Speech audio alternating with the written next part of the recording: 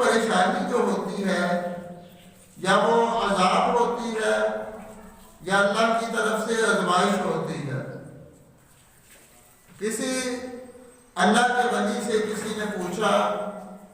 کہ حضرت یہ کیسے پتہ چلے گا کہ آنے والی مصیبت جو ہے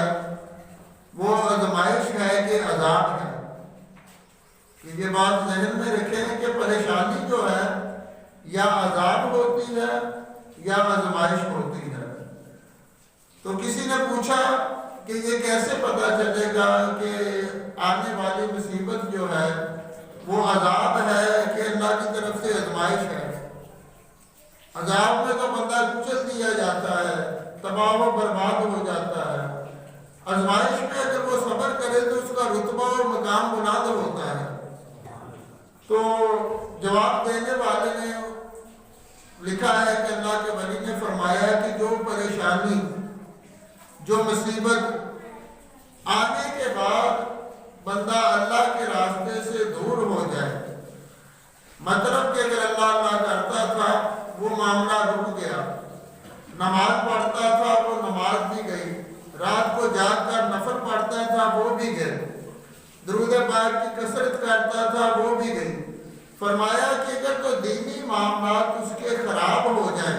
پریشانی آنے کے بعد تو فرمایا کہ وہ عذاب ہے، وہ اللہ کی طرف سے عذاب ہے.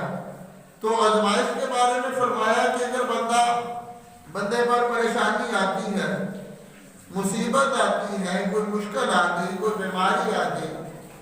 کام کاروبار میں رکاوٹ آ گئی، رزق کی تنگی کا شکار ہو گیا،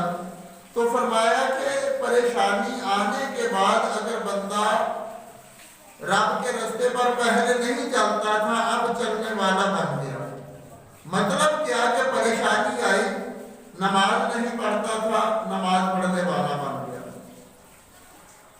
عمرہ نہیں کرتا تھا، عمرہ کرنے چلا گیا. رات کو جاگ کر عبادت کی کثرت نہیں کرتا تھا، نفل نہیں پڑھتا تھا، ذکر و اذکار نہیں کرتا تھا، درود پاک کی کثرت نہیں کرتا تھا، جیسے ہی پریشانی آئی وہ ذکر و اذکار کرنے والا بن گیا، نمازیں پڑھنے والا بن گیا، اللہ کرنے والا بن گیا. تو فرمایا ایسی پریشانی جو رب کے قریب کرتے وہ اللہ کی طرف سے آزمائش بن کر آئی ہے. اگر پریشانی رب کے معاملات سے ہٹا دے، اللہ کے راستے سے ہٹا دے، پریشانی آئے تو بندے پر وہی تکلیف عذاب ہے. دوسری طرف وہی پریشانی کسی دوسرے شخص پر گئی، وہ نمازی بن گیا، حاجی بن گیا، اللہ کرنے والا بن گیا، تو فرمایا کہ وہ پریشانی اس کے لیے آزمائش ہے. تو آزمائش اگر بندہ صبر کرے، رب کا قرب حاصل کرے، نمازیں پڑھے، ذکر و اذکار کرے، تو اس کا مقام جو ہے رب کی بارگاہ میں بلند کر دیا جاتا ہے. عذاب آتا ہے تباہ و برباد کرنے کے لیے، آزمائش آتی ہے رب کا قرب دینے کے لیے، اللہ کا ولی بنانے کے لیے، رب کا مقبول اور مقرب بندہ بنانے کے لیے، رب کی بارگاہ میں اس کے درجات کو بلند کرنے کے لیے آزمائش آتی ہے. تو ہماری بدقسمتی ہے کہ ہم پر بھی یہ جو مصیبت ہے، پریشانی ہے، جو اس بیماری کا نام دیا جاتا ہے، یہ پریشانی آئی تو ہونا تو یہ چاہیے تھا کہ بے نمازی نمازی بن جائے، اللہ جو نہیں کرتے وہ اللہ کرنے والے بن جائے، جو زانی تھے وہ زنا سے توبہ کر لے، جو شرابی ہے شراب سے توبہ کر لے، جو لوگوں کا حق مارتے ہیں، چوری ڈکیٹی کرتے ہیں، لوگوں کو ٹھگتے ہیں، غریبوں کا خون چوستے ہیں، ہونا تو یہ چاہیے تھا کہ یہ سارے گناہوں سے لوگ توبہ کر لیتے، یہ سارے معاملات بند کر کے رب کی بارگاہ میں جھک جاتے. مگر وہ بدقسمتی کہ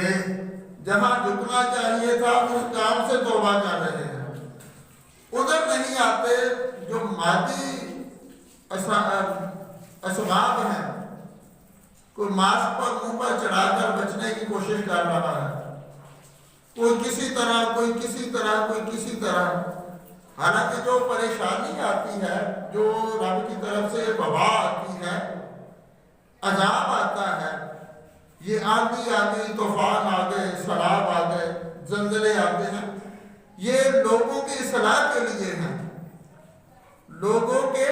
معاملات کو بہتر کرنے کے لیے آتے ہیں۔ وہ بہتر کرنے کے لیے، جیسے میں نے عرض کیا کہ جب کسی اچھے بندے پر پریشانی آتی ہے تو وہ نمازی بن جاتا ہے، اللہ اللہ کرنے والا بن جاتا ہے۔ پہلے کبھی اس نے تسبیح بھی نہیں پکڑی ہوتی، مسجد بھی نہیں جاتا، کبھی قرآن پاک کو کھول کر تلاوت بھی نہیں کی ہوتی، جیسے ہی آزمائش آتی ہے وہ تلاوت بھی کرتا ہے، ساری نیکیاں کرنے لگ جاتا ہے۔